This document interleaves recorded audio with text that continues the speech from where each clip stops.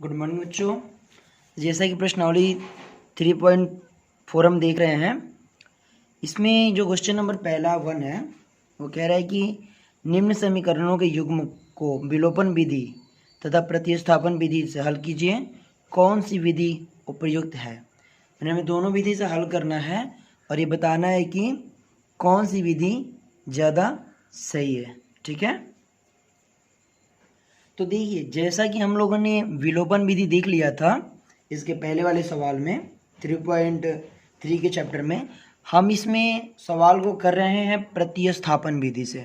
ठीक है, प्रतिस्थापन विधि से हम सवाल को करेंगे और फिर हम दूसरा विधि नहीं करेंगे क्योंकि उसमें टाइम टेकिंग बहुत ज़्यादा है।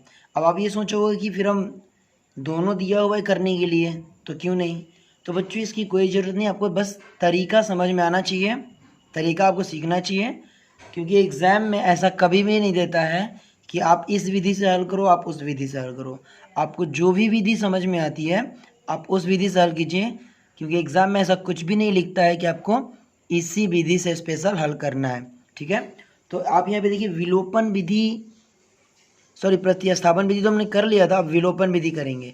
तो विलोपन विधि जो होती है, इस विधि में किसी एक चर संख्या को बराबर करके उसका साइन चेंज करना होता है। मतलब देखिए क्वेश्चन लेते हैं वन का 1 एक्स प्लस वाई बराबर 5 समीकरण 1 है और 2x प्लस 3y बराबर 4 समीकरण 2 है।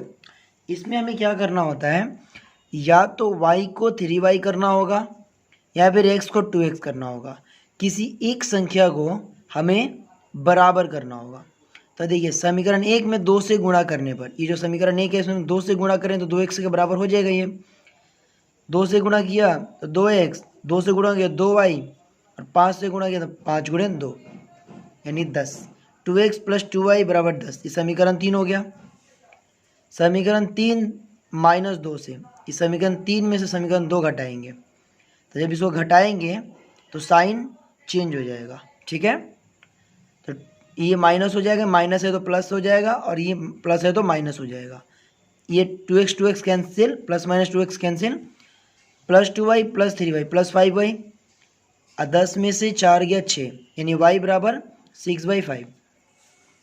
ठीक इसी तरह y का मान समीकरण 1 में रखेंगे तो आपका वैल्यू आएगा 19/5। आप रख के देख लीजिएगा।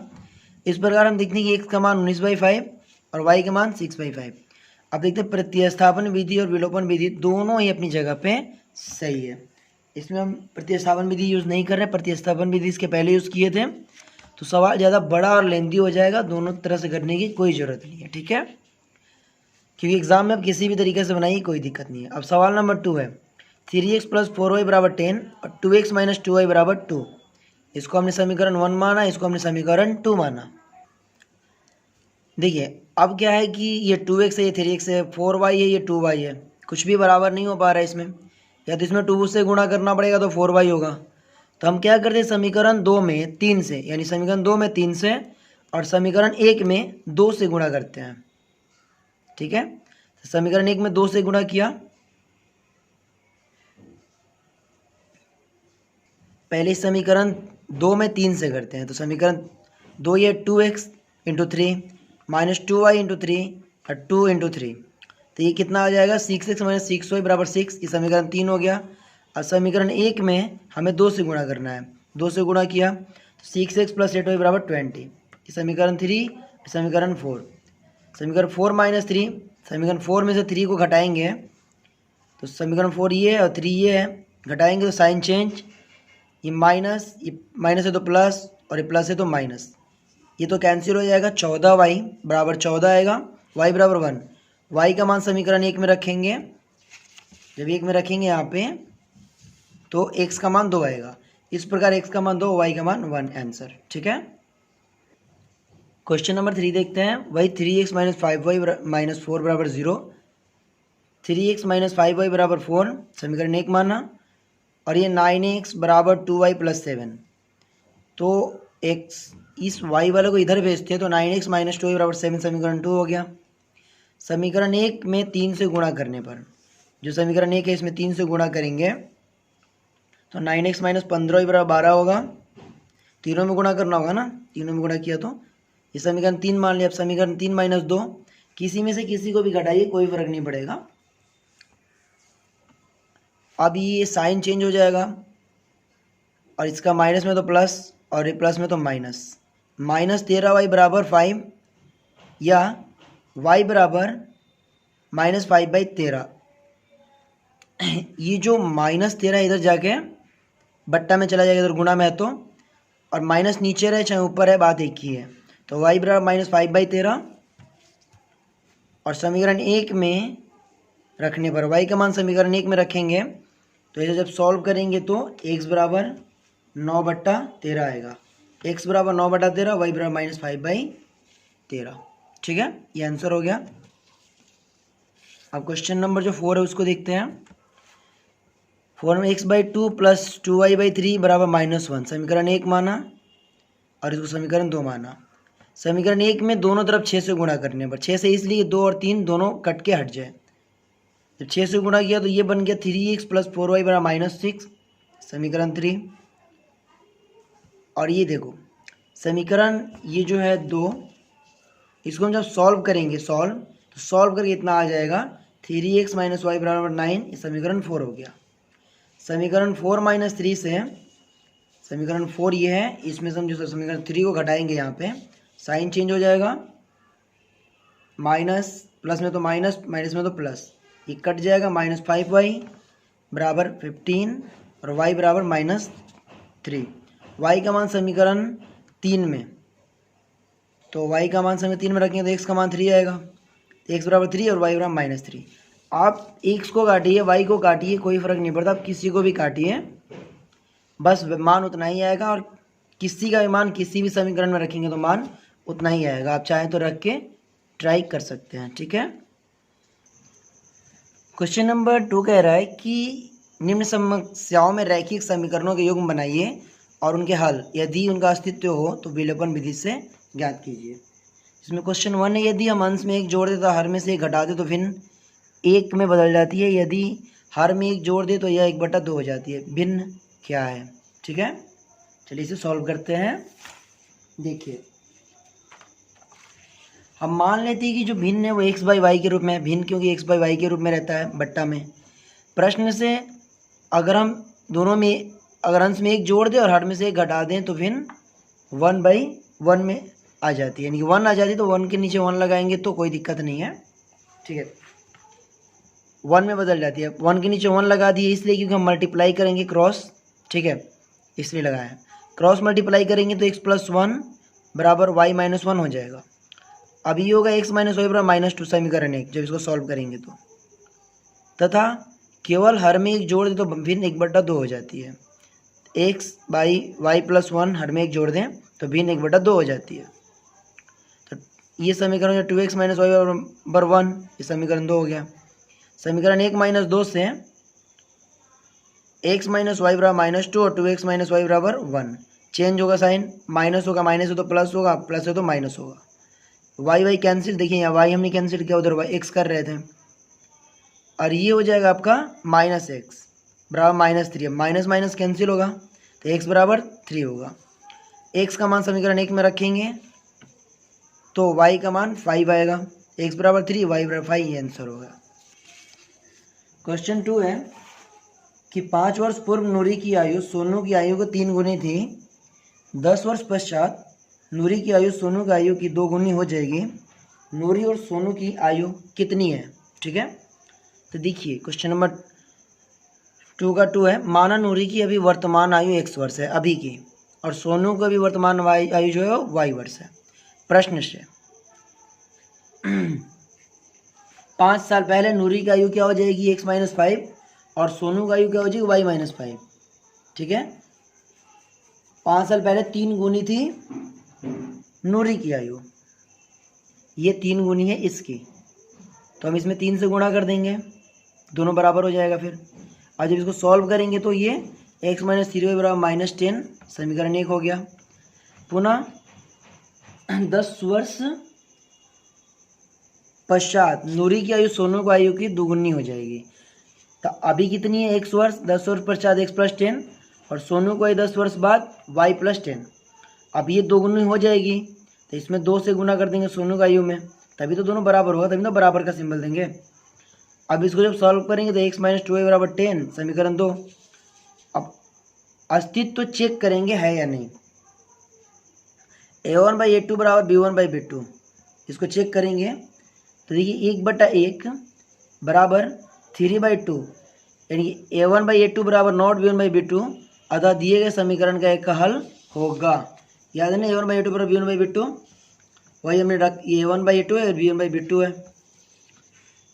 अब समीकरण 2 माइनस 1 करेंगे तो ये प्लस में तो माइनस, ये माइनस में तो प्लस, ये माइनस में तो प्लस, ये दोनों कैंसिल हो जाएगा, माइनस प्लस है तो यहाँ y बराबर 20 आएगा। y का मान समीकरण 1 में रखेंगे तो x बराबर 50, अतः नूरी की आयु जो है वो 50 वर्ष है और सोनू की आयु जो है वो 20 वर्ष है। देखिए क्वेश्चन नंबर 3 जो है कह रहा है 2 अंकों की संख्या के अंकों का योग 9 है, इस संख्या का 9 गुना संख्या के अंकों को पलटने से बनी संख्या का 2 गुना है, वह संख्या ज्ञात कीजिए।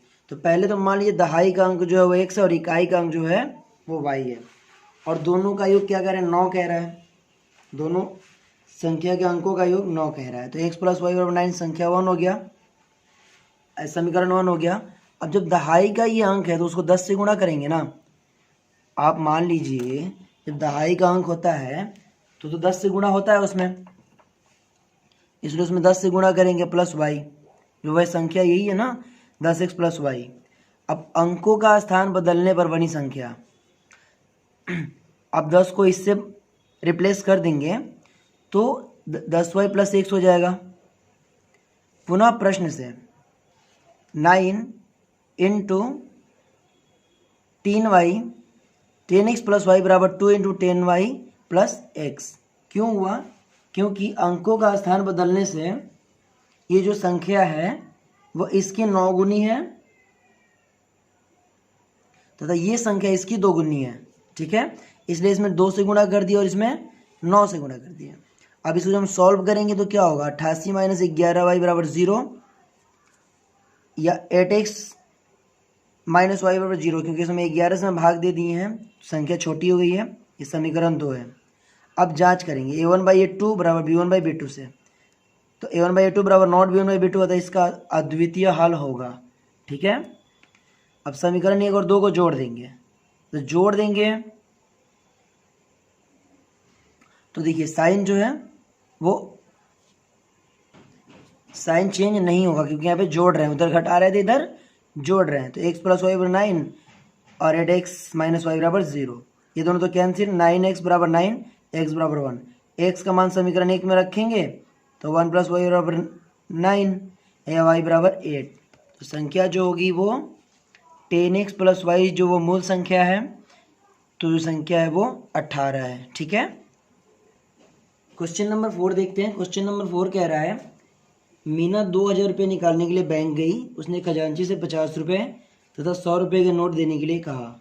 मीना ने कुल 25 नोट प्राप्त किए, ज्ञात कीजिए उसने 50 रुपये और 100 रुपये के कितने कितने नोट प्राप्त किए।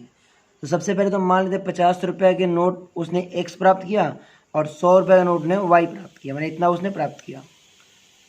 अब दोनों नोट मिलाकर कितना नोट था, टोटल 25 था, तो x प्लस वाई नोटों की संख्या बराबर टोटल नोट 25 था, समीकरण 1 मान लिया।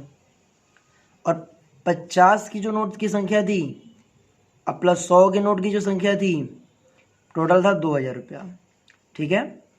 इसमें हम 50 को x से गुणा करेंगे 50x, 100 को y से गुणा करेंगे 100x। क्यों? क्योंकि ये नोटों की इतनी संख्या थी और ये इतने के नोट थे और टोटल नोट थे 2000 के, ठीक है।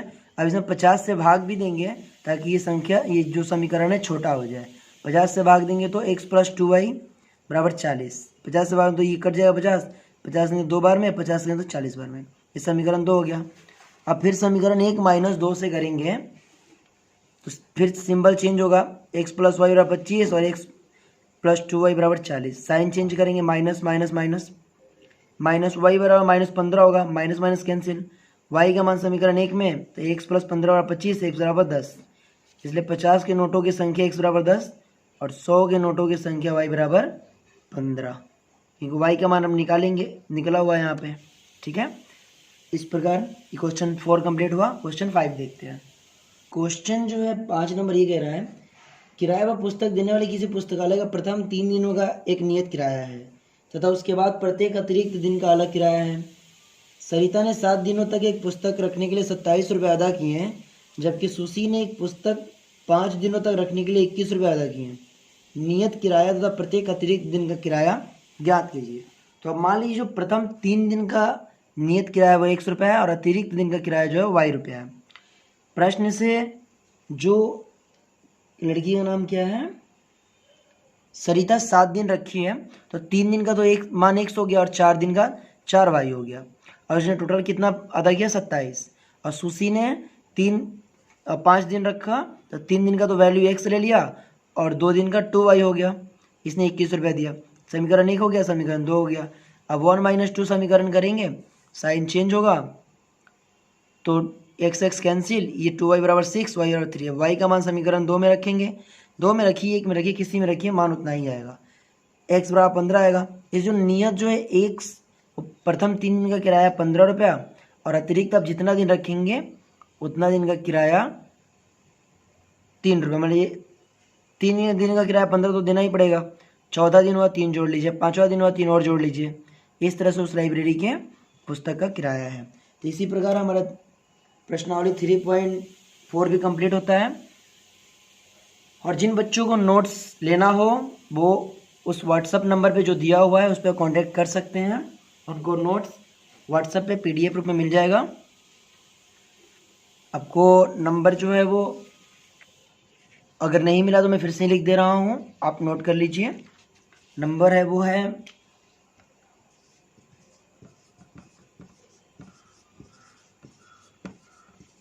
ये व्हाट्सएप नंबर है, इस पे आपको जो नोट्स है 10th क्लास का मिल जाएगा, जिसका फी आपको 200 रुपये पेमेंट करना होगा, ठीक है। और मन लगा के पढ़ाई कीजिए। नोट्स नहीं भी लें तो अपना खुद का नोट्स बनाइए। चलिए फिर बाय।